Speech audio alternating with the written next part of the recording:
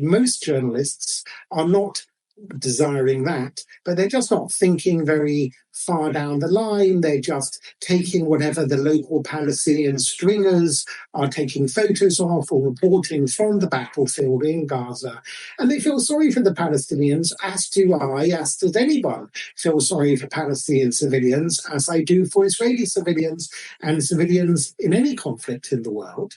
But instead of saying why this is happening, how can this be stopped, should we be examining what happens in other conflicts, like in Ukraine, when Russia invaded Ukraine? Within days, I think 6 or 7 million Ukrainians sought refuge in neighbouring countries such as Poland and Hungary and elsewhere, and they got out of harm's way, even though actually Ukrainians could have gone from eastern Ukraine to western and central Ukraine to avoid Russian troop movements. Or, for example, in the Syrian conflict, we have millions of Syrian civilians seek refuge over the border in Turkey and in Jordan and in Lebanon.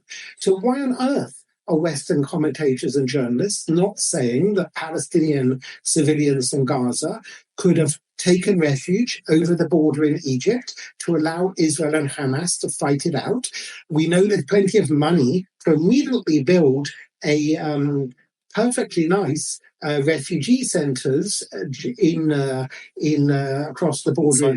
We see how much money the government of Qatar spent on the soccer World Cup in the end of 2022. So only a year and 4 months ago, they spent billions on the World Cup infrastructure.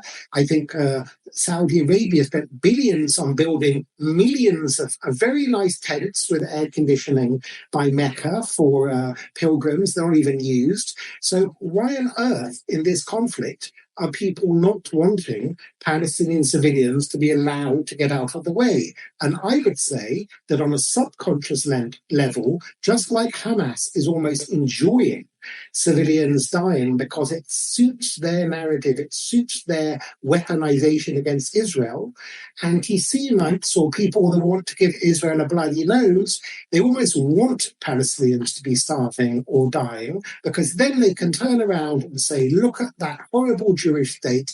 We've heard all the time that the Jews suffered in history and they suffered in the Holocaust and pogroms. Let's try and pretend that Israel is behaving in such a terrible, almost genocidal way that we will never again have to feel guilty that we collectively in Europe aided and abetted the Nazis in a worse genocide of ever, I would say, the Holocaust. So it's maybe subconscious. I'm not suggesting that a journalist literally says, hey, I want there to be a genocide of Palestinians, but I think they need to ask themselves hard questions and look in the mirror to think what's really going on.